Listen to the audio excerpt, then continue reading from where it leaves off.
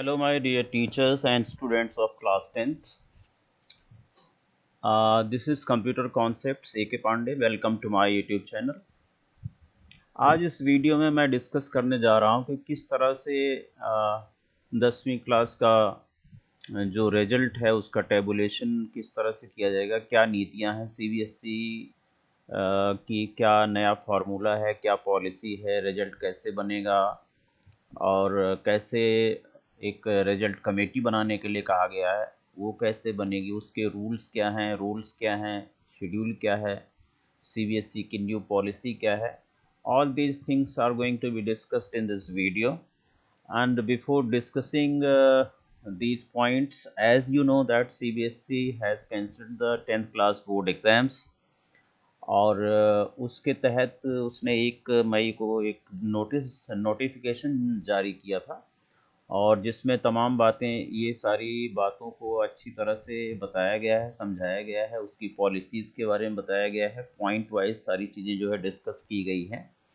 उस नोटिफिकेशन को मैं आपके सामने रखने से पहले आप लोगों से मैं ये रिक्वेस्ट करूँगा कि अगर आप चैनल पर नए हैं तो फटाफट चैनल को सब्सक्राइब कर लें, जिससे आने वाली वीडियोस की नोटिफिकेशंस आपको डायरेक्ट पहुंच सकें. और इस वीडियो के बाद भी जो इसकी सक्सेसिव वीडियोस आएंगी उसमें आपको टेबुलेशन करने का बहुत ही आसान तरीका मैं बताने वाला हूं, किस तरह से आप रिजल्ट, डिफरेंट सब्जेक्ट का रिजल्ट टेबुलेट करके और उसके एवरेज को मैच कर सकते हैं अपने रिजल्ट के साथ. तो without any delay let us go to the CBSE notification. आपको शायद ये पता होगा और ये नोटिफिकेशन आपके विद्यालय में भी आ चुका होगा. देखिए, ये policy for tabulation of marks for class 10th board exam 2021 based on the internal assessments conducted by the schools. ये 1 मई को ये नोटिफिकेशन जारी हुआ था. इसके तहत जो मेन पॉइंट्स है मैं आपको वो बता देता हूँ. इससे वर्ड टू वर्ड पढ़ने में तो काफ़ी टाइम लगेगा. तो इसमें ये जो पहला बैकग्राउंड लिखा हुआ है, देश में कोविड की बढ़ती संख्या को देखते हुए ये अधिसूचना आई थी हमारी 14 अप्रैल को.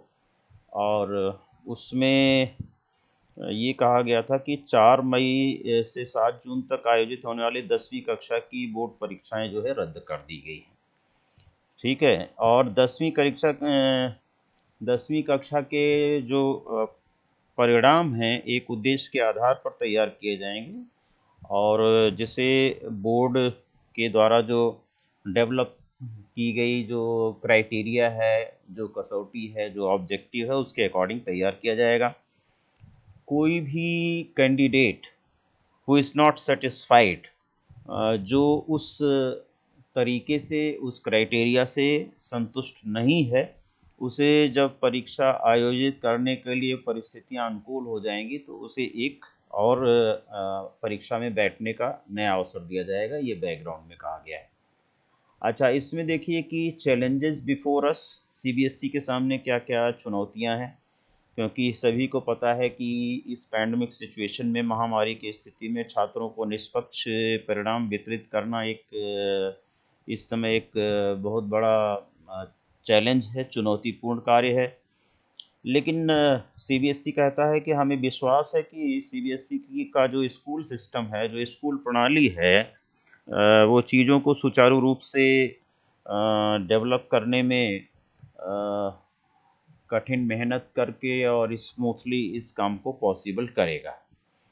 ठीक है. और जो उसका प्रोफेशनलिज्म है, जो उसका पेशा है, और अपने जो इंटेलिजेंट से, अपने जुडिशियस अप्रोच से, विवेकपूर्ण दृष्टिकोण के साथ हम ये सुनिश्चित करेंगे कि छात्रों के जो माता पिता हैं उनको सटीकता का मतलब जो कॉन्फिडेंस हो, उनको एक्यूरेसी में आत्मविश्वास महसूस हो कि जो उनके बच्चों के जो रिजल्ट आएंगे वो फेयर हैं, उसमें निष्पक्षता है. तो इस चीज़ों को विश्वास दिलाने के लिए सीबीएसई के सामने एक चैलेंज तो है ही. ठीक है. तो this is a challenge before CBSE. Objectives of the policy. इस नीति का उद्देश्य क्या है, मेन एम क्या है। तो ये आपका नेक्स्ट है कि what is the aim of the objective of the policy. Developing unbiased and transparent academic record based on realistic evaluation of academic performance of students is the important objective before all of us। यानी कि जो यथार्थवादी पर आधारित एक निष्पक्ष और पारदर्शी शैक्षणिक सिचुएशन का जो डेवलपमेंट करना है, छात्रों के शैक्षणिक प्रदर्शन का मूल्यांकन महत्वपूर्ण यहाँ का उद्देश्य है। मूल्यांकन प्रक्रिया के दौरान 4 प्रमुख सिद्धांत हैं। एक तो विश्वसनीयता है ना, एक तो ये है reliability, fairness, flexibility and validity. ये 4 इसके मुख्य उद्देश्य हैं कि मूल्यांकन में जो है वो विश्वसनीयता हो, विश्वास हो, निष्पक्षता हो, फेयरनेस हो, लचीलापन हो, उसकी वैधता हो, फ्लेक्सिबिलिटी हो, should be followed during the evaluation process. ये 4-5 चीज़ें जो है, 4 सिद्धांत हैं जो इवेल्युएशन प्रोसेस के दौरान इसका पालन किया जाना चाहिए था और किया जाना है। इसको सुनिश्चित करने के लिए सीबीएसई बाध्य है। In order to make sure that the assessment is fair, valid and reliable, school leaders and teachers should ensure that evaluation process as laid out below is clearly understood by stakeholders। सभी stakeholders को ये जो है प्रक्रिया जितना भी ये CBSE दे रहा है कि निष्पक्ष, वैध और विश्वसनीय स्कूल के जो लीडर्स हैं और शिक्षक हैं, टीचर्स हैं, उनको ये सुनिश्चित कर लेना चाहिए कि जो ये मूल्यांकन की प्रक्रिया है, इवेल्युएशन की प्रक्रिया है जो सीबीएसई रिलीज़ कर रहा है, और उन्हें अच्छी तरह से स्टेक होल्डर्स को समझ जाना चाहिए। स्टेक होल्डर्स उसको अच्छी तरह से रीड कर लें और समझ लें, so that everyone in every school can follow these guidelines। तो ये है। और छात्रों की जो असेसमेंट की जो प्रक्रिया है, procedure for assessment of students, ये कुछ पॉइंट्स में यहाँ पर आपके सामने रखी गई है, तो इससे मैं आपको बता देता हूँ।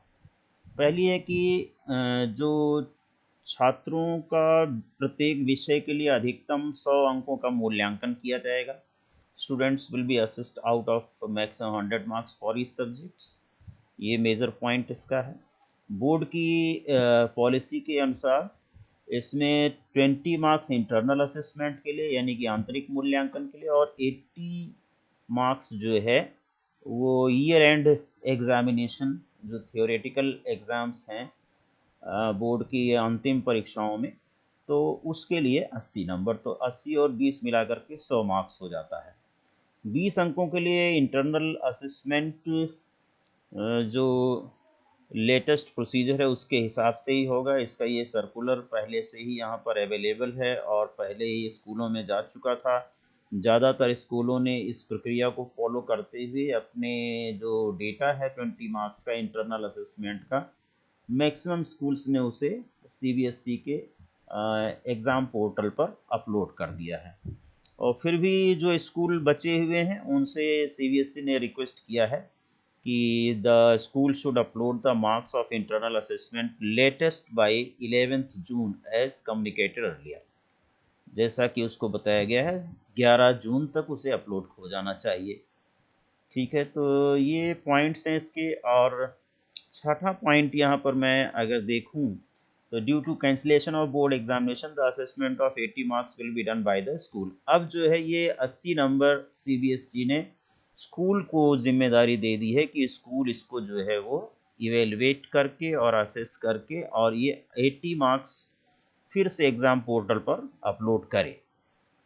ठीक है, बोर्ड परीक्षा रद्द होने के कारण 80 अंकों का मूल्यांकन स्कूल द्वारा किया जाएगा।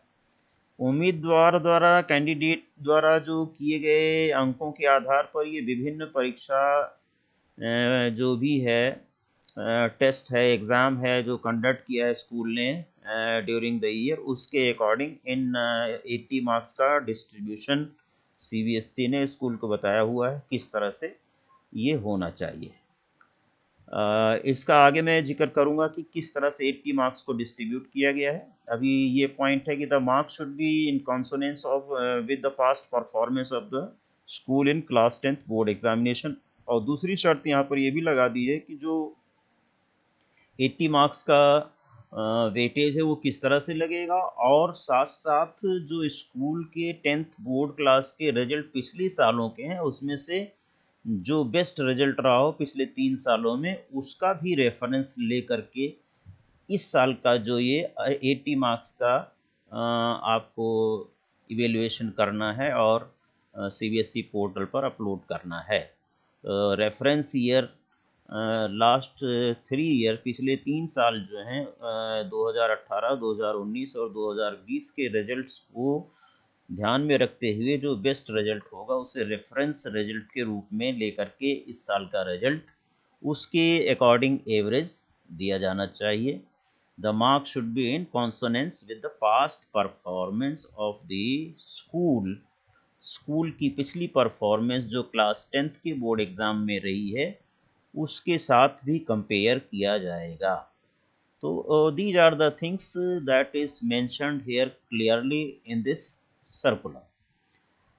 अब इन चीज़ों को अंजाम देने के लिए सीबीएसई की क्या प्लानिंग है यहाँ से आप देख सकते हैं। Constitution of result committee. सबसे पहले सीबीएसई ने कहा कि भैया एक रिजल्ट कमेटी बनाइए, एक परिणाम समिति का गठन किया जाए। परिणाम समिति में क्या होना चाहिए? School shall form a result committee consisting of principal and 7 teachers for finalising the result. Constituting of principal and 7 teachers to finalize the result. 5 teachers from the school। तो इसमें 5 शिक्षक जो हैं वो अपने स्कूल के होने चाहिए जो कि मैथमेटिक्स, सोशल साइंस, साइंस और 2 लैंग्वेजेस पढ़ा रहे हों करेंटली स्कूल में। 5 टीचर तो आपके स्कूल से होना चाहिए, ठीक है। and 2 teachers from neighboring schools should be co-opted by the school as external member of the committee। और 2 एक्सटर्नल मेंबर होने चाहिए जो आसपास के स्कूल से, 2 टीचर्स जो करेंटली 10th क्लास पढ़ा रहे हों, जिसको 10th क्लास के सब्जेक्ट का विषय वस्तु अच्छी तरह से पता हो। ये आगे इनके इनोवेशन के बारे में लिखा हुआ है, क्या क्या इनको उसके अगेंस्ट क्या भत्ता दिया जाएगा, तो उसके बारे में हमें बहुत ज़्यादा जानने की ज़रूरत नहीं। That is the matter of the teachers. अब तो ये तो रिजल्ट कमेटी एक बनाने की बात हुई, और रिजल्ट कमेटी को मैं थोड़ा यहाँ पर इस स्लाइड के माध्यम से भी आपको दिखा देता हूँ। ये रिजल्ट कमेटी है आपकी। एक तो प्रिंसिपल हो गया, प्रिंसिपल रिजल्ट कमेटी का चेयरमैन होगा, और उसमें इस तरह से ये 5 शिक्षक होंगे। लैंग्वेज 1, लैंग्वेज 2, मैथ, साइंस और सोशल स्टडी पढ़ा रहे होंगे जो टीचर्स क्लास 10th को करेंटली पढ़ा रहे हैं। और ये दूसरे स्कूल्स के टीचर्स हैं, teaching class 10th, teacher 1 and teacher 2, may be from out of these subjects only. तो इस तरह से आपके 5 2 7 टीचर और एक प्रिंसिपल हो गया, जो कि रिजल्ट कमेटी में यानी कि परिणाम समिति का जो गठन किया जाएगा उसके ये 7 एक 8 मेंबर्स टोटल होंगे। चेयरपर्सन होंगे वहाँ के प्रिंसिपल, ठीक है। बात कर लेते हैं कि रूल्स। अच्छा, रूल्स पर जाने से पहले यहाँ मैं आपको दिखा दूं कि ये एक टाइम शेड्यूल जारी किया गया है सीबीएसई के द्वारा कि ये formation of result committee by school should be done by 5th May 2021 और most of the schools have done this step। इस स्टेप को ज़्यादातर स्कूलों ने कर लिया है कंप्लीट। इसके बाद क्या है? Provision of subject wise school wise distribution of marks as per previous board exam by CBSE. अब सीबीएसई क्या दूसरा स्टेप क्या है कि 10th मई तक एक अपनी ही एग्ज़ाम वाली वेबसाइट पर टीचर्स को या स्कूल्स को एक क्या प्रोवाइड करेगा? ये सब्जेक्ट एवरेज, लास्ट 3 ईयर्स का सब्जेक्ट वाइज एवरेज और ओवरऑल एवरेज प्रोवाइड करेगा। ये डाटा वो सीबीएसई प्रोवाइड करेगा बाय 10th में। And it is now uploaded on the CBSE portal. From there अपने हम एफिलिएशन, स्कूल एफिलिएशन नंबर और पासवर्ड डाल करके जहाँ से हम मार्क्स अपलोड करते थे वहीं से जा कर के उसका हिस्टोरिकल डाटा डाउनलोड किया जा सकता है। उसमें से उसने ये भी हाईलाइट कर लिया है कि बेस्ट एवरेज क्या है, और उसको हमें रेफरेंस मान करके अपना रिजल्ट जो है, अपने रिजल्ट यानी कि करंट ईयर 2021 का जो रिजल्ट है उसका जो सब्जेक्ट एवरेज है और ओवरऑल एवरेज है उसके साथ मैच करना चाहिए। तो ये मैं आपको दिखा देता हूँ कि ये डाटा कहाँ किस तरह से आपको अवेलेबल है। ध्यान से देखें यहाँ पर, और ये इस तरह से आप जब लॉगिन करेंगे तो ये स्क्रीन आ जाता है। यहाँ पर लिखा हुआ है हिस्टोरिकल परफॉर्मेंस। हिस्टोरिकल परफॉर्मेंस पर आप क्लिक करेंगे तो इस तरह से ये 5 सब्जेक्ट जो भी हैं, 5-6 सब्जेक्ट आपके स्कूल में, उनका सभी का ये एग्रीगेट मीन या एवरेज आपको अवेलेबल है। इसमें आप देखें 2018 का इन सब्जेक्ट्स का, 2019 का, 2020 का ये एग्रीगेट यहाँ पर एवरेज दिया हुआ है। और ये ओवरऑल एवरेज पूरे साल का पांचों सब्जेक्ट का मिला करके, पांचों मेन सब्जेक्ट्स का मिला करके, मेन सब्जेक्ट ज़्यादातर 2 लैंग्वेज हैं, सोशल साइंस, साइंस और मैथमेटिक्स होता है। तो यहाँ 2018 में देखें ये रहा ओवरऑल एवरेज, 2019 में ये ओवरऑल एवरेज है, 2020 में 50.65 है। तो ये बेस्ट एवरेज है। इसलिए 2019 को रेफरेंस रिजल्ट मान करके 2021 का जो रिजल्ट है वो बनाने के लिए CBSE ने निर्देशित किया है स्कूलों को।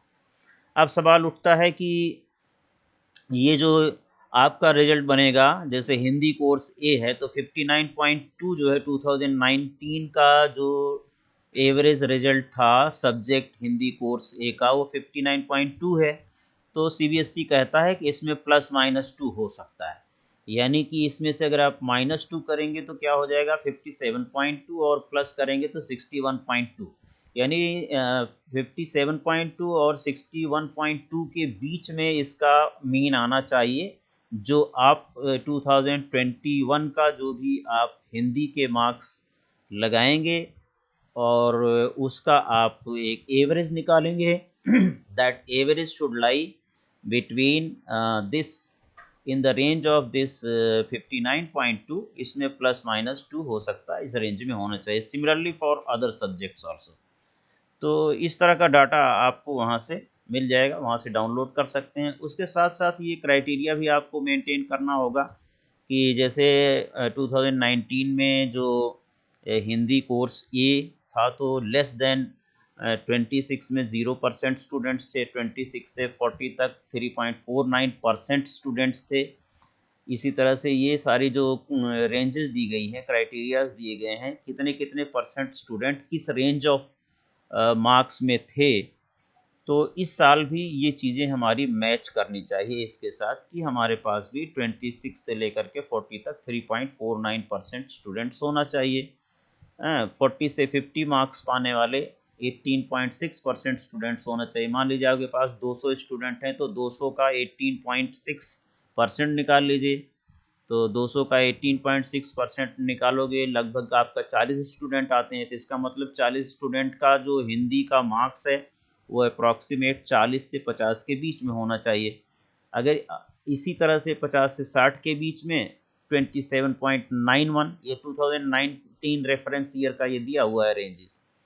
तो इसके अकॉर्डिंग आपका 2021 का रिजल्ट होना चाहिए। अगर इस क्राइटेरिया से आप रिजल्ट को टेबुलेट करेंगे तब तो आपका रिजल्ट अपलोड होगा, अदरवाइज अपलोड होने में एरर क्रिएट करेगा। तो इसकी बात हम बाद में करते हैं। अभी फ़िलहाल मैंने आपको ये दिखा दिया कि इस तरह का डाटा आपको CBSE की साइट पर अवेलेबल होगा। यहीं पर मैं आपको CBSE की पॉलिसी के अनुसार ये बताया गया है कि पीरियोडिक टेस्ट जितने भी हुए हैं या यूनिट टेस्ट, उसे 10 नंबर में कन्वर्ट किया जाना चाहिए। मान लीजिए आपने 20 मार्क्स के 3 पीरियोडिक टेस्ट लिए हैं, तो उसमें से आप बेस्ट भी ले सकते हैं, तीनों का एवरेज भी निकाल सकते हैं। तो तीनों में से बेस्ट आप लेना चाहते हैं तो ले सकते हैं। मान लीजिए 20 मार्क्स का हुआ है तो बेस्ट आपका सपोज 18 मार्क्स है किसी बच्चे का, तो 18 को आप 10 मार्क्स में कन्वर्ट करेंगे 20 को, तो 9 मार्क्स आपका वहाँ पर हो जाएगा। हाफ ईयरली आपका कितने मार्क्स का हुआ है, मान लीजिए आपने 60 मार्क्स का लिया है, उसका हाफ कर लीजिए, 30 मार्क्स में उसे कन्वर्ट कर लीजिए। प्री बोर्ड आपका जो वेटेज है वो 40 मार्क्स का है। तो प्री बोर्ड सपोज कीजिए 2 प्री बोर्ड हुए हैं, 3 प्री बोर्ड हुए हैं, 40-40 के हुए हैं कि 70 के हुए हैं कि 80 के हुए हैं, आपके ऊपर डिपेंड करता है, लेकिन उसे फाइनली 40 मार्क्स में कन्वर्ट करना होगा। और प्री बोर्ड 3 हुए हैं तो तीनों का एवरेज निकाल सकते हो, या तीनों में से बेस्ट प्री बोर्ड के मार्क्स आप ले सकते हो। तो इस तरह से आपका जो मार्क्स हुआ 80 का डिस्ट्रीब्यूशन हो गया 10 marks plus 30 marks plus 40 marks. ये 80 मार्क्स अभी सीबीएसई के पोर्टल पर ये अपलोड होना है, जो कि अभी पीछे जो मैंने दिखाया 2019 के एवरेज रिजल्ट के साथ मैच करता हो। अगर उसकी मैचिंग नहीं होगी तो आपका मार्क्स अपलोड नहीं हो पाएगा सीबीएसई पोर्टल पर। अपलोड करते समय फाइनलाइजेशन ऑफ डाटा के समय वो एरर दे देगा। और जो ईयर का एवरेज है वो जैसे 60 है, मान लीजिए ईयर का एवरेज 2019 का ओवरऑल पांचों सब्जेक्ट का एवरेज 60 है सपोज कीजिए, तो वो आपका भी 2021 का भी रिजल्ट लेस देन और इक्वल टू 60 होना चाहिए, अबव 60 नहीं होना चाहिए। ये भी आपको ध्यान रखना पड़ेगा। ये इंटरनल असेसमेंट का मार्क्स आप ऑलरेडी अपलोड कर चुके हैं 20 में से। इस तरह से टोटल 100 मार्क्स आपका यहाँ पर कंप्लीट होता है। आइए हम जान लेते हैं कि हमारी जो ये कमेटी फॉर्मेशन हुआ है, तो इसके रूल्स क्या हैं और रोल्स क्या हैं। रूल्स देखते हैं अगर हम सबसे पहले इसके जो रूल्स हैं उसके बारे में अगर हम बात करते हैं, तो यहाँ पर आप देख लीजिए, constitution of result finalizing result would be as follows. Constitution of result committee for finalizing the result. Principal of the school who would be chairman of the result committee. 5 teachers, जैसा कि मैंने आपको बताया 5 टीचर जो class 10th में math, social science, science और 2 languages पढ़ाते हो, वो उनका उस मीटिंग में होना ज़रूरी है। 2 टीचर्स नेबरिंग स्कूल से होंगे जो कि क्लास 10th पढ़ा रहे हों एज ए एक्सटर्नल मेंबर, ठीक है। While opting teachers, the following should be strictly ensured for the fairness of the result. Result के फेयरनेस के बारे में ये चीज़ें इंश्योर करनी पड़ेंगी। Teacher should be teaching class 10th in neighbouring school affiliated to CBSE, ठीक है। No interchange of the teachers are in the committee members between two schools. देखिए ध्यान से, यहाँ पर ये पॉइंट है कि नेबरिंग स्कूल से जो आप 2 टीचर्स लेंगे रिजल्ट समिति के अंदर, वो 10वीं क्लास पढ़ा रहे हों। अब ऐसा नहीं है कि 2 टीचर आप अपने स्कूल से भेज दीजिए और 2 टीचर नेबरिंग स्कूल से ले लीजिए, इंटरचेंज अलाउड नहीं है। फिर teacher should not B from the same management school. Same management से नहीं होना चाहिए कि एक ही मैनेजमेंट के 2 स्कूल 4 स्कूल रन कर रहे हैं, वहाँ से आपने इंटरनली 2 टीचर वहाँ से बुला लिया, 2 टीचर आपने भेज दिए, that is not allowed. Teachers should not be from schools where the principal is co-opted member of the management or school committee. तो ऐसे स्कूल से भी नहीं होना चाहिए कि जहाँ पर आपका प्रिंसिपल जो है उन स्कूलों में एज ए मेंबर काम कर रहा है मैनेजमेंट कमेटी का, ठीक है। एनी अदर रिलेशनशिप विच में influence the result of school और स्टूडेंट, ऐसा वहाँ पर कोई रिलेशनशिप हो किसी टीचर का, प्रिंसिपल का, मैनेजर का, तो जो रिजल्ट को अफेक्ट करने वाला हो, ऐसा रिलेशनशिप भी नहीं होना चाहिए दूसरे टीचर्स के साथ, जहाँ से आप 2 टीचर्स दूसरे स्कूल के साथ, जहाँ से 2 टीचर अपने रिजल्ट कमेटी में आप इन्वॉल्व कर रहे हो। Wards of the committee members should not be appearing from the same school. तो ये जो उनके वार्ड्स हैं, टीचर्स जो यहाँ पर मैं रिजल्ट कमेटी में हैं, तो उनके जो बच्चे हैं वो कहीं क्लास 10th में ना पढ़ रहे हों। सीबीएसई में also appoint 2 external members in this committee. CBSE 2 external member भी इन कमेटीज़ में क्या कर सकता है, भेज सकता है। आइए जान लेते हैं कि इनके रोल्स क्या हैं, रिस्पॉन्सिबिलिटीज़ क्या हैं। Rules of the committee in the pandemic situation is to deliver fair and unbiased result. Fair और अनबायस्ड रिजल्ट, निष्पक्ष रिजल्ट और साफ शुद्ध रिजल्ट देने के लिए बाध्य है कमेटी। Committee can justify rules and responsibilities only when members are well appointed with the policy. सभी मेंबर्स को पॉलिसी के बारे में अच्छी तरह से पता होना चाहिए, तभी हम सही और साफ रिजल्ट, निष्पक्ष रिजल्ट दे सकते हैं, अनबायस्ड रिजल्ट दे सकते हैं। Therefore all committee members should be familiarise themselves with the details of the policy. They should also have discussion among themselves to arrive at a common understanding. जहाँ पर कोई कंट्राडिक्शन क्रिएट होता है committee members के बीच में, तो वहाँ पर कमेटी मेंबर्स प्रॉपर डिस्कशन करें और एक निश्चित अंडरस्टैंडिंग पर, एक निश्चित डिसीजन पर पहुँचें, निर्णय पर पहुँचें. A committee may discuss another committee in case a need arises to clarify doubt. कोई डाउट है उसके लिए कमेटी दूसरे कमेटी मेंबर से भी डिस्कशन कर सकती है. ठीक है. Once a committee is well acquainted with the policy, they will take the stock of the ground realities in the school. School के इंफ्रास्ट्रक्चर, स्कूल की ग्राउंड रियलिटीज, स्कूल की सिचुएशन, स्कूल का मैनेजमेंट, स्कूल का हर चीज़ जानने के बाद they will frame the rationale of the assessment. Thereafter they may finalize the plan for completion of the task. तो एक रेशनल डॉक्यूमेंट दिया है सीबीएसई ने इस रिजल्ट कमेटी को फिलअप करने के लिए कि स्कूल की क्या स्थितियां और परिस्थितियां हैं, क्या इंफ्रास्ट्रक्चर है, क्या ग्राउंड रियलिटीज़ हैं, उसके बारे में तमाम डॉक्यूमेंट दिए गए हैं तैयार करने के लिए रिजल्ट कमेटी को. रिजल्ट कमेटी उसमें ब्लैक एंड वाइट में ये सारी चीज़ें लिखेगी, उसमें फिलअप करेगी, फिर फाइनलाइज करेगी प्लान को, जिससे कि टास्क को कंप्लीट किया जा सके. Committee can make its own schedule based on the schedule provided by CBSE. जैसा कि सीबीएसई ने शेड्यूल बनाया है कि 10 मई तक क्या होना चाहिए, 5 मई तक कमेटी की फॉर्मेशन होनी चाहिए. जो भी आपको शेड्यूल मैंने अभी दिखाया था स्टार्टिंग में, यहाँ से जा कर के आप देख सकते हैं जो शेड्यूल मैंने स्टार्टिंग में दिखाया था, ये शेड्यूल दिया गया है. फाइनलाइजेशन ऑफ रेशनल डॉक्यूमेंट, 10 मई तक पूरी डॉक्यूमेंटेशन कर देना है रिजल्ट कमेटी को कि क्या है, क्या नहीं, क्या सिचुएशन है, क्या ग्राउंड रियलिटीज़ हैं, मार्क्स कहाँ कहाँ पर अवेलेबल हैं, कितने टेस्ट हुए हैं, उसमें से आप एवरेज ले रहे हैं, बेस्ट मार्क्स ले रहे हैं. इसके लिए एक रेशनल डॉक्यूमेंट दिया गया है रिजल्ट कमेटी को, उसे फिलअप करके सबमिट करने के लिए. तो ये पूरा जो है शेड्यूल दिया गया है. इस शेड्यूल को फॉलो करने की बात वहाँ पर की गई है कि इस शेड्यूल के अकॉर्डिंग ही सारा कुछ होना है और मार्क्स अपलोड होना है, मार्क्स फाइनल होना है, रिजल्ट कमेटी को अपना फंक्शन करना है. तो इसके बाद है आपका कि committee can make its own schedule based on the schedule provided by CBSE. In case required, opinion of other school teachers may also be obtained from by the committee. ज़रूरत पड़े तो दूसरे सब्जेक्ट टीचर्स की भी opinion ली जा सकती है school से. Every day proceeding should be recorded in rational documents bye the committee. जैसा कि मैंने आपको बताया रेशनल डॉक्यूमेंट के प्रोफार्मा दिए हैं, उसमें हर दिन की एक्टिविटी क्या क्या है, कैसे है, वो उसमें रिकॉर्ड होनी चाहिए. ये रिजल्ट कमेटी रिकॉर्ड करेगी, वो उसकी रिस्पॉन्सिबिलिटी है. सीबीएसई ने इन चीज़ों से स्कूल को पूरा बाध्य कर दिया है कि ट्रांसपेरेंट और अनबायस्ड और फेयर रिजल्ट जिससे कि बच्चों का आ सके, क्योंकि ये उनके भविष्य का सवाल है. So committee will keep all the proceedings confidential. Chairperson of the committee will provide entire necessary infrastructure, assistant and make arrangements for correct upload of data. External committee members will also be acting as a public representative to ensure that fair results should be prepared. They will also actively participate in all activities and decisions.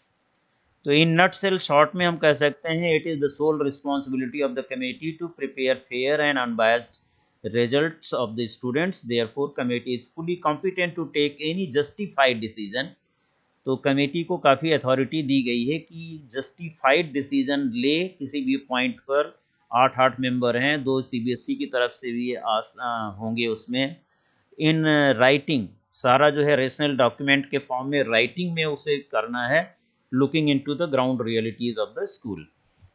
तो ये these are the rules and roles of the committee members. ये मैंने आपको बता ही दिया. और ये यहाँ से आप अपना ये रेफरेंस ईयर का एवरेज मार्क्स और ये सब डाउनलोड करके then you can go for finalising the marks.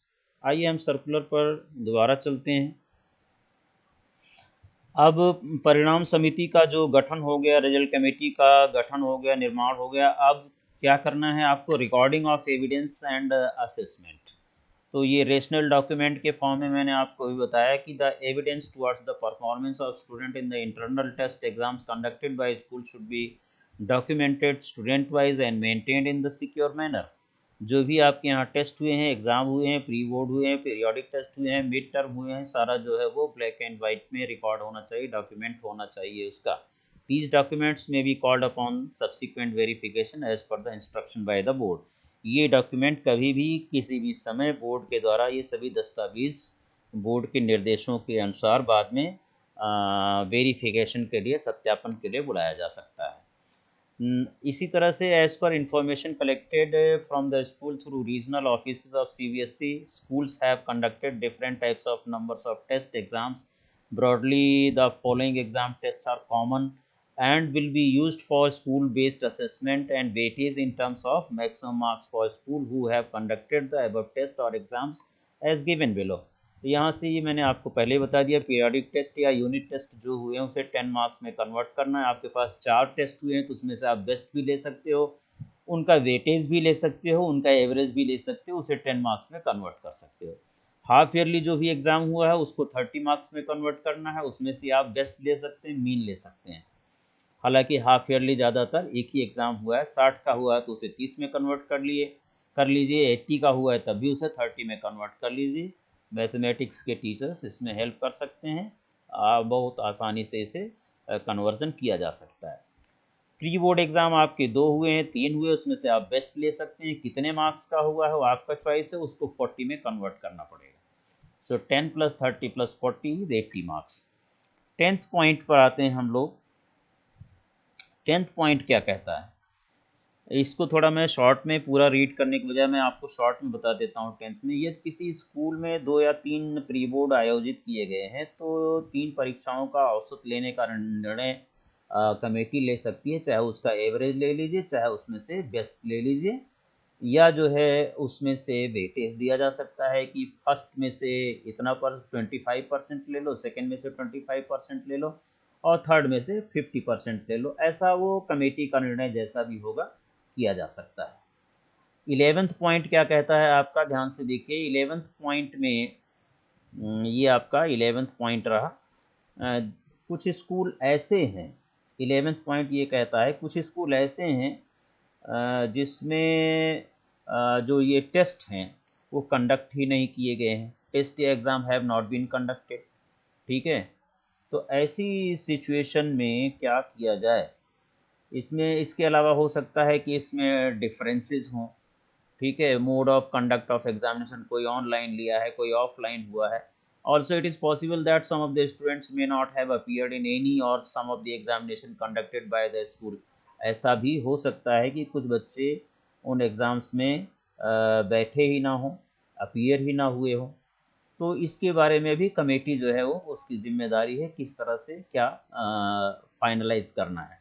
In all above cases result committee constituted by the school, इन सभी केसेस में स्कूल द्वारा जो गठित परिणाम समिति होगी स्थिति का विश्लेषण करेगी, अध्ययन करेगी और उसके आधार पर मूल्यांकन के लिए एक मानदंड तैयार किया जाएगा। एक आपका जो है क्राइटेरिया तैयार की जाएगी, 80 मार्क्स किस किस बेसिस पर दिया जा सकता है।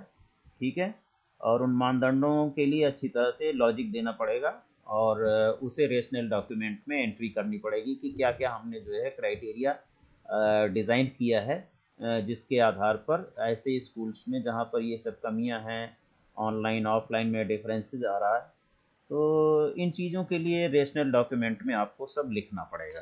ठीक है, इसके बाद जहाँ परीक्षा की सभी 3 श्रेणियाँ आयोजित नहीं की गई हैं, जो 3 कैटेगरीज हैं वहाँ पर अगर where all the 3 categories of test exam have not been conducted by the school, जिसमें से 80 मार्क्स आपने फाइनलाइज किया, मिड टर्म, पीरियोडिक टेस्ट और प्री बोर्ड, वो तीनों नहीं हुए हैं तो कैसे करना है।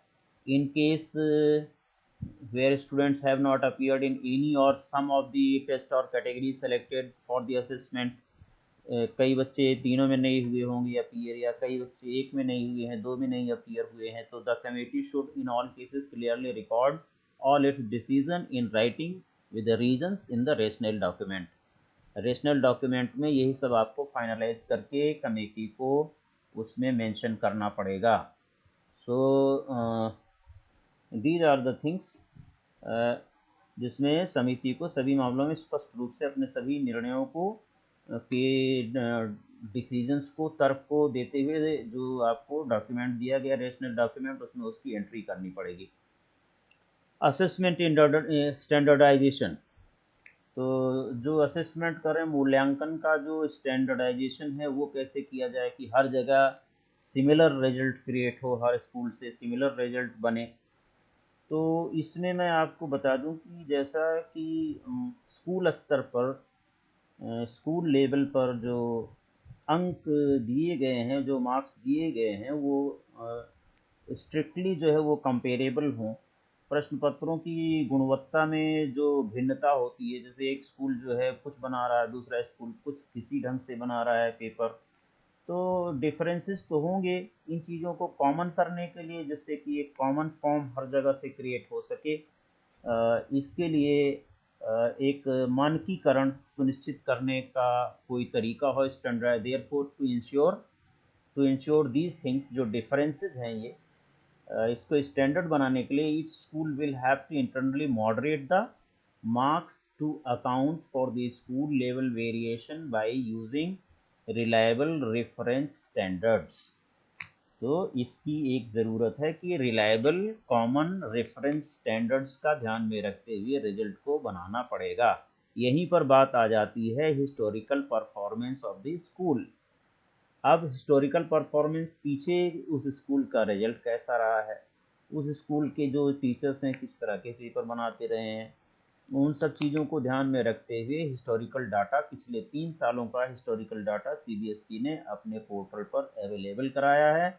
उसमें से जो बेस्ट डेटा होगा, जैसे कि ये 2017-18 में किसी 10th क्लास का रिजल्ट 72% था, 18-19 में 74% था, 19-20 में 71% था। तो ऑब्वियसली जो मेरा रिजल्ट है ये 2018-19 में 74% जो रिजल्ट था, ये मेरा बेस्ट रिजल्ट था। तो इसी रिजल्ट को रेफरेंस रिजल्ट मान करके 2018-19 का जो भी रिजल्ट होगा सभी सब्जेक्ट्स का, उस रेफरेंस रिजल्ट मान करके इसके ही अकॉर्डिंग हमारा जो 2020-21 का रिजल्ट तैयार किया जाएगा। ये हमारे लिए एक मानक का काम करेगा, ये हमारे लिए एक स्टैंडर्ड का काम करेगा। The same standard is going to be maintained in 2020-21 also.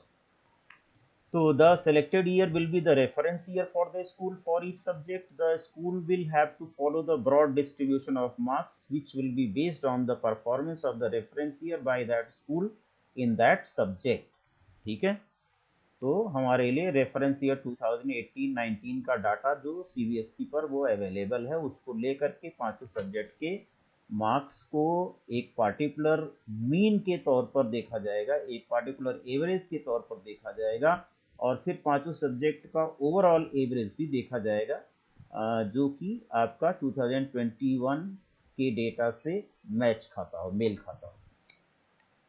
आइए बी पार्ट देखते हैं। इसमें the subject marks assessed bye the school for 2021 should be within the range of +2 -2 marks obtained by the school in the subject in reference year।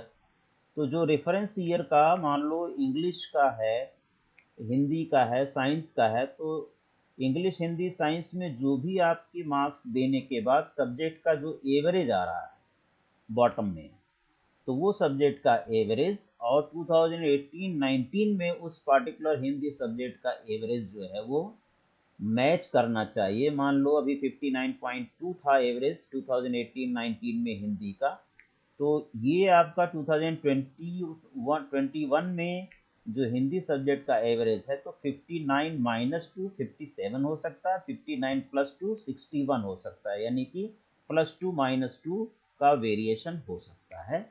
Her subject में वो match करेगा इस तरह से। हर सब्जेक्ट का मीन एवरेज दिया हुआ है, उसमें +2 -2 हो सकता है फॉर द करंट ईयर 2021 वाले रिजल्ट के साथ, इतना वेरिएशन पॉसिबल है।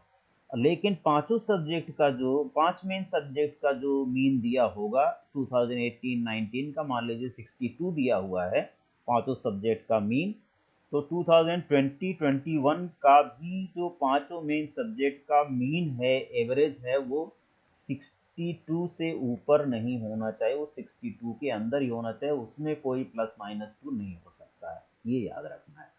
तो ये दिस इज पॉइंट बी।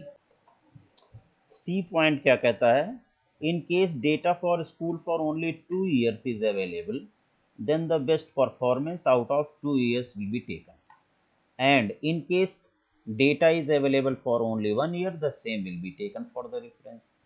ठीक है, कोई ऐसा स्कूल होगा जिसमें 2 ही साल का डेटा होगा 10th क्लास का, पिछले नया स्कूल हो, या कोई स्कूल ऐसा होगा जिसका 1 ही साल का डाटा हो, तो वही सेम डेटा का रेफरेंस लिया जाएगा, और यहाँ पर 2 years में जो बेस्ट होगा उसका रेफरेंस लिया जाएगा। Then we come to part D.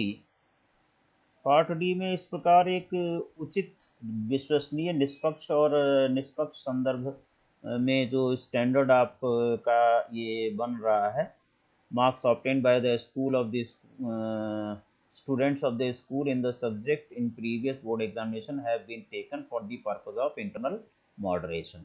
ये इसको बेसिस माना गया है, as this is based on own performance of the school। ये स्कूल की परफॉर्मेंस है, and thus reasonably reliable, unbiased and fair reference standard। इसी को रेफरेंस स्टैंडर्ड माना गया। ई पार्ट क्या कहता है, अच्छा, in schools where students are appearing in the class 10th board exam for the first time, जहाँ पर पहली बार स्कूल में 10th क्लास के बच्चे अपियर हो रहे हैं, वहाँ पर तो कोई हिस्टोरिकल डेटा अवेलेबल नहीं है, तो उसके लिए board will provide the detail of district, state and national average of last 2 year performance in the board exam. यहाँ पर पिछले 2 सालों का डिस्ट्रिक्ट, स्टेट और नेशनल लेवल का उस एरिया का डेटा वो प्रोवाइड कराएगा board, and the best performance in the terms of overall average score from among the district, national and state averages will be taken as a reference year। This data will be provided for different groups of schools for which results are announced by CBSE, NBS, KVS, government school, independent schools। तो इस तरह से उस area का, उस district का, उस state का, उस नेशनल एवरेज, नेशनल लेवल का डेटा इन सभी स्कूल्स को प्रोवाइड किया जाएगा, और इनका एवरेज, इनका मीन जो है वो आपको अपने स्कूल के बच्चों को 10th क्लास बोर्ड एग्जाम को रेफरेंस ईयर का डेटा मान करके काम करना पड़ेगा। तो that will be provided by CBSE. F part आप देखें अगर इसका, तो एफ पार्ट में क्या कहा गया है, स्कूल के छात्रों द्वारा प्राप्त अंकों का व्यापक वितरण। F part, the broad distribution of marks obtained by the students of the school in the specific year subject wise will be made available to the school by board login account में वो available है, जैसा कि मैंने आपको पहले बता दिया था, अभी दिखाया भी था कि वो डाटा आपको सीबीएसई अवेलेबल करा दिया है। 10th मई तक वो कहा था अवेलेबल होने के लिए अकॉर्डिंग टू द शेड्यूल, और वो इस समय अवेलेबल है। जी पार्ट में, once the result committee finalises the marks of the basis of test exam, it has to ensure that the marks of students are aligned with the broad distribution of marks provided by the board। तो एक बार ये सब हो जाने के बाद committee जब finalise कर लेती है मार्क्स स्कूल का, तो उसके बाद उसे टैली करना है जो बोर्ड ने दिया है, लास्ट रेफरेंस ईयर का जो डाटा दिया है उसके साथ उसका अलाइनमेंट होना ज़रूरी है। एच पार्ट में आप देखें, to facilitate this and make it easy for school, CBSE will prepare an online system। इसे भी करने के लिए एक ऑनलाइन सिस्टम डेवलप करेगा जिसमें कि school can enter the marks and check whether the marks allocated are conformity with the historical distribution. आप जो मार्क्स अपलोड करेंगे वो हिस्टोरिकल डिस्ट्रीब्यूशन के साथ अगर मैच करेगा तब तो वो अपलोड हो जाएगा, अदरवाइज अगर कहीं भी मिसमैच हुआ तो अपलोड नहीं होगा। In case there is any mismatch, the result committee shall have to revise the marks as the case may be as per the consistent and objective criterion which should also be documented in the rational document। अगर उस पर upload हो जाता है data आपने जो finalise किया है रिजल्ट कमेटी ने, तो ठीक है, अगर कहीं पर प्रॉब्लम होती है, कहीं मिसमैचिंग होती है, हिस्टोरिकल डिस्ट्रीब्यूशन से मैच नहीं करता है, तो फिर से उस पर जो है एक रिव्यू लिया जाएगा और उसमें वेरिएशन किए जाएंगे, taking care of the objective criterion given by the CBSE. और इसके बाद in case due to the skewness of the result committee finds itself unable to fit the marks in the distribution given, it may decide to give weightage to the students performance in class 9th and or other periodic evaluations including project based assessment which is an objective measure of the academic performance of the students. J part कहता था second reference for moderation will be the average marks of the school in the board examination of the reference year. ये आपको बताया गया है. As stated earlier, the subject wise marks assessed by the school in 2021 should be within the range of +2 -2 marks of the subject in the reference year. ठीक है, ये मैंने आपसे डिस्कस कर लिया है कि मान लीजिए कि for example average marks obtained in mathematics and science was 62. मान लीजिए मैथ्स में रेफरेंस ईयर का जो मार्क्स एवरेज है मैथ्स का वो 62 है. तो 2021 में क्या होना चाहिए? It can vary from 60 to 64, यानी प्लस -2 करोगे 60, +2 करोगे 64 हो जाएगा. इसके बीच में आपका 2020-21 का जो मैथमेटिक्स का एवरेज मार्क्स है वो 60 और 64 के बीच में हो सकता है अगर रेफरेंस ईयर में आपका 62 था. इसी तरह से साइंस का मान लीजिए रेफरेंस ईयर में आपका 66 था, तो इस साल का जो आपका मार्क्स है 66 +2 -2 हो सकता है. दैट मीन्स अगर 62 में -2 करोगे 64, +2 करोगे 68, यानी 64 और 68 के बीच में होना चाहिए साइंस का एवरेज मार्क्स फॉर 2020-21. सिमिलरली अगर 5 सब्जेक्ट का रेफरेंस ईयर का जो मार्क्स है वो 65 था, तो 2021 का भी जो ओवरऑल 5 मेन सब्जेक्ट का एवरेज मार्क्स है that should not exceed 65 marks. वो 65 मार्क्स से किसी तरह एक्सीड नहीं करना चाहिए, लेस देन और इक्वल टू 65 हो सकता है. तो that I have already told you in previous points. के पार्ट में आ जाते हैं हम लोग. Both these checks will be available in online system. ये दोनों चेक्स ऑनलाइन सिस्टम में अवेलेबल होंगे. And once the uploaded school based assessment marks are consistent, अगर इस क्राइटेरिया को फॉलो करते हैं जो मार्क्स आप अपलोड कर रहे हैं with board policy and directives, the school will be able to finalise the marks on the board portal. तो बोर्ड पोर्टल अपलोड करने के बाद मार्क्स को फाइनलाइज करेगा. In case marks are not consistent according to the criteria and policy given by the board, then school will not be able to upload the marks on the board portal और finalization of data वहाँ पर नहीं हो पाएगा. फिर से आपको review करना पड़ेगा और इन डायरेक्टिव्स को, इन कंडीशंस को, इन क्राइटेरियाज को जो भी कहा जा रहा है रेफरेंस ईयर के साथ मैच करके फिर आप अपलोड करेंगे तो ऑब्वियसली आपका डेटा प्रॉपरली अपलोड हो जाएगा और फाइनलाइज हो जाएगा. 14 पॉइंट्स में उपरोक्त बातों को ध्यान में रखते हुए स्कूल के जो प्राचार्य हैं, स्कूल के जो प्रिंसिपल हैं, जितने भी इंटरनल असेसमेंट में जो परीक्षाएं हुई हैं या परीक्षा और छात्रों का जो प्रदर्शन के आधार पर छात्रों का आकलन करने के लिए शिक्षकों को सबसे अच्छी स्थिति में रखा, उसे फेयर और बायस्ड बनाने के लिए इन सब चीज़ों को, इन सभी पॉइंट्स को रखा गया है. However, to take care of variation of school level evaluation process, there is a need to standardize and score across the school through a process of moderation of marks. This is necessary in the interest of fairness and to ensure that the marks allocated are comparable and there is no adverse impact or undue gain for any student because of the methodology processes of evaluation used by the individual school. इसलिए ये इन चीज़ों को लेते हुए common standard तैयार किया गया है जिससे हमारा जो रिजल्ट है वो अनबायस्ड हो, फेयर हो, फ्लेक्सिबल हो. इन जो आपको 5 सिद्धांत बताए गए थे उसको ध्यान में रखते हुए इन पॉइंट्स को बनाया गया है. अब बात आती है कि रिकॉर्ड्स को सुरक्षित क्यों रखा जाए. सभी स्कूल रेशनल जो डॉक्यूमेंट्स है उसमें चीज़ों को सेफ रखेंगे, कभी भी CBSE उनको मंगवा सकता है. all the schools will seal the records of the students along with the rational document. बच्चों के रिकॉर्ड्स, आंसर शीट वगैरह और रेशनल डॉक्यूमेंट जो टेबुलेशन ऑफ मार्क्स, इनका जो है सुरक्षित रखेगा क्योंकि इनका कभी भी वेरिफिकेशन हो सकता है CBSE के द्वारा. ठीक है.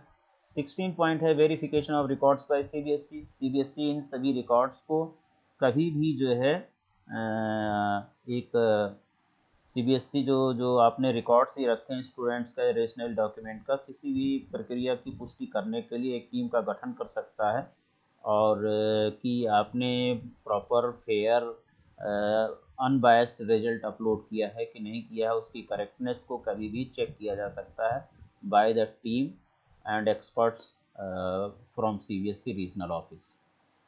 एक्शन अगेंस्ट नॉन कंप्लायंस, अगर इन बातों का आप जो है कंप्लायंस नहीं करेंगे, इन बातों को आप जो भी कंडीशंस और क्राइटेरिया दी गई सीबीएसई के द्वारा, इसका स्कूल अगर अनुपालन नहीं करता है तो उसका स्कूल को डीएफिलिएट किया जा सकता है, और स्कूल के खिलाफ कोई फाइनेंशियल पेनल्टी भी की जा सकती है, और उसका रिजल्ट भी ना डिक्लेयर करने का निर्णय भी सीबीएसई बोर्ड कर सकता है। Data once uploaded will be final, एक बार डेटा आपने फाइनल कर दिया, अपलोड कर दिया, तो उसमें कोई चेंज नहीं हो सकता, उसके लिए कोई रिक्वेस्ट नहीं जा सकती है, कोई मार्क्स जो है उसमें कोई भी चेंज नहीं होगा, कोई मिस्टेक है कुछ है, so that is done final then final, because final upload के लिए भी आपको वहाँ पर चांस दिया जाता है कि whether you want to finally upload this data और नॉट। तो स्कूल के द्वारा एक बार भरने के बाद जो इंटरनल या जो एक्सटर्नल इवेल्युएशन है वो डेटा फाइनल माना जाएगा। Candidates not appeared in the assessment, जो कैंडिडेट्स असेसमेंट में उपस्थित नहीं हुए, मूल्यांकन में नहीं उपस्थित हुए, तो उनके लिए क्या है, उनके लिए स्कूल एक ऑनलाइन या ऑफलाइन टेलीफोन संचालित करता हुआ कोई भी मूल्यांकन कर सकता है। ठीक है। If any candidate has not appeared in any of the assessment conducted by a school, the school may conduct an online, offline or telephonic one-to-one assessment and record documentary evidence to clarify the recommendations. The student may be assessed objectively on the basis of school out of the maximum marks of each subject. तो ये allow करता है CBSE. Point number 20 अगर देखें तो क्या है, candidates with benchmark disabilities, if any student with benchmark disability has not been appeared in any of the assessment conducted by the school, तो the school may consider other activities such as portfolio presentation, project, quiz, oral test, etc. done by such candidates during the session for assessment in place of online offline assessment and record documentary evidence in such cases. So I think it is clear to all of you. Result of more than 5 subjects, पांचवें से के अलावा अगर छठा subject जहाँ पर बच्चे लेते हैं उसके लिए क्या क्राइटेरिया है, उसके लिए बहुत सिंपल सा प्रोसीजर है कि उसमें जो तीन मेन सब्जेक्ट्स हैं, in case student has offered different subjects more than 5 major additional subjects such as painting, music, etc. is offered more than 5 subjects, then mean marks of best 3 subjects, पांचों में से 3 subject के जो best subject के best marks जो हैं उसका mean average लिया जाएगा out of maximum allotted marks after conversion, maximum marks are other than 80। अगर अब उसका मीन ले लिया गया, मान लीजिए 3 सब्जेक्ट साइंस में अच्छा आया, उसका इंग्लिश में अच्छा आया और मैथ्स में अच्छा आया, तो उन तीनों के मार्क्स 80 में से लेकर के उसे 3 से डिवाइड कर लेंगे, तो 3 से डिवाइड किया तो 80 मार्क्स में कन्वर्जन हुआ उसका, वो छठे सब्जेक्ट का मार्क्स होगा। लेकिन उसको फिर मान लीजिए छठा सब्जेक्ट जो है 50 मार्क्स का है तो उसे 50 में कन्वर्ट करना पड़ेगा।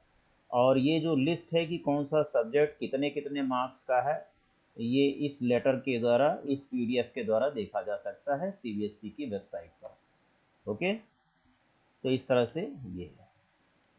बात आती है ग्रेस मार्क्स की। सीबीएसई अपलोड किए गए सिद्धांत और आंतरिक के आधार पर परिणाम की गणना करेगा, यानी जो CBSE will compute the result based on the uploaded theory and internal assessment marks. At the time of computation of result, board's policy of awarding grace marks will also be applied to those candidates who do not meet the qualifying criteria. अगर qualifying criteria जो है वो नहीं पहुंच रहा है तो CBSE will compute the result based on the uploaded theory and internal. जो थ्योरी और प्रैक्टिकल के जो इंटरनल असेसमेंट के मार्क्स आपने दिए हैं उसके आधार पर अगर उसको कुछ नंबर जो है कम रह जाते हैं क्वालिफाइड क्राइटेरिया पर पहुंचने के लिए तो सीबीएसई उसमें ग्रेस मार्क्स देने की कोशिश करेगा। अगर ग्रेस मार्क्स दे करके वो बॉर्डर पर आ जाता है, पासिंग मार्क्स ले जाता है, क्वालिफाइंग क्राइटेरिया पर पहुंच जाता है तो ही और she will be declared pass. Otherwise क्या होगा? Board policy for qualifying class 10th examination in case, it is point number 33, in case after application of grace marks देने के बावजूद भी जो बोर्ड की पॉलिसी है, any student is not able to meet the qualifying criteria, pass नहीं हो पाता है तो ही she will be placed in essential repeat or compartment category, तो उसे एसेंशियल रिपीट या कंपार्टमेंट कैटेगरी में डाल दिया जाएगा। ठीक है। नेक्स्ट पॉइंट है कि कंडक्ट ऑफ कंपार्टमेंट एग्जाम, तो इस बार जो कंपार्टमेंट का एग्जाम है वो स्कूल कंडक्ट करेगा ऐसे बच्चों का। After declaration of the result school will conduct an objective type online offline compartment exam based on the sample question papers provided by CBSE. After assessment school will upload the marks on CBSE portal for declaration of results of compartment also. ठीक है। तो इस बार compartment result school conduct करेगा, paper जो है board से आएगा, वो ऑनलाइन लेगा या ऑफलाइन होगा, that is the point that will be finalised by CBSE letter.